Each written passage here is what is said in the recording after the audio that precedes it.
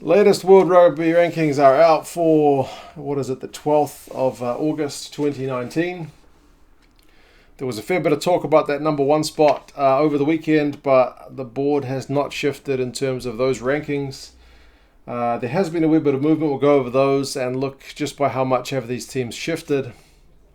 And as always, you guys can kind of let me know your thoughts on the rankings and how you think they actually stack up with potential World Cup performances as well. So yeah, New Zealand still number one. They've dropped a wee bit from 91.54 to 89.04 with that hammering by the Wallabies. So that briefly put them below Wales's previous total of 89.96. But with Wales losing to England, theirs has also dropped to 88.89, so that is below the All Blacks' new number as well. So both those sides dipping, but that makes them kind of keep their same spots.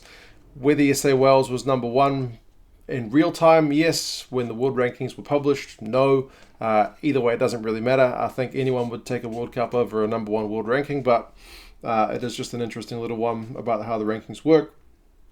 Ireland steady, 88.69. That has no change with their win over Italy. Actually, the Italians have benefited from that loss on their world rankings, which is one of the funny points about the way that system works.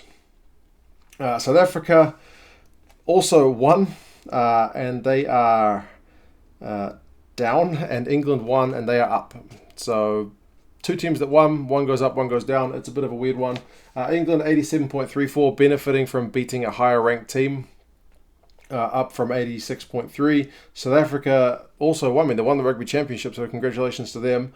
But they only went up from 86.23 to 86.83, with Argentina being previously 10th, so not as much credit given to South Africa for that win, as emphatic as it was. So they swapped places. Australia, although they've retained 6th spot, 84.41, that is a massive jump, because previously the gap between 5 and 6 was like 86.3, and the next was 81.91, so 86 to 81. Now Australia's up in the 84, so they have close that gap a bit and perhaps looking a bit more respectable in terms of their World Cup prospects, people taking them a wee bit more seriously after that win. Scotland, stable without having played a game. There is a bin coming down my driveway. If you've been with the channel a while, you will know that bins coming down my driveway on a Monday or Tuesday are fairly regular things. The bin has returned. What's funny is, this is actually the second time I'm recording this video. It's take two, because the first time I had some mistakes on the board, so I cleaned those up, and I was thinking, the guys won't get to see the bin. There goes the bin. The second half of the board, France is stable, having not played, 79.42. Japan, a big winner, having won the Pacific Nations Cup. They went 3 from 3, beat Fiji on the way as well.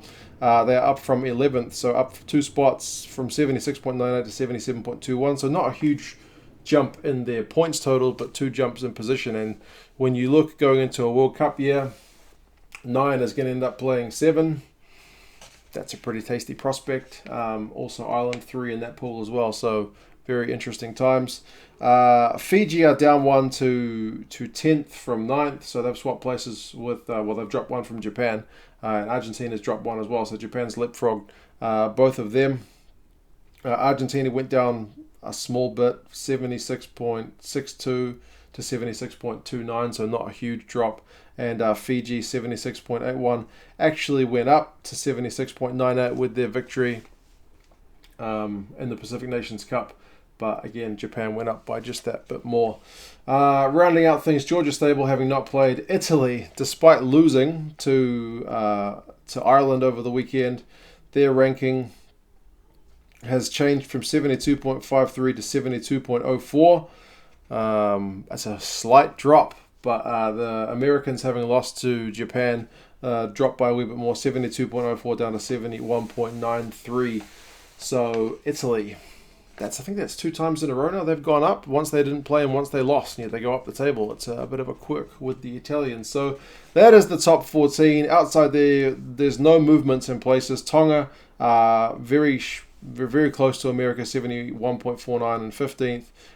Then Samoa, 69, Spain, Romania, Uruguay, Russia in 20th, Canada 21, Portugal 22, and Namibia, the last of the World Cup countries this World Cup cycle, down there on 61.01 in 23rd spot. So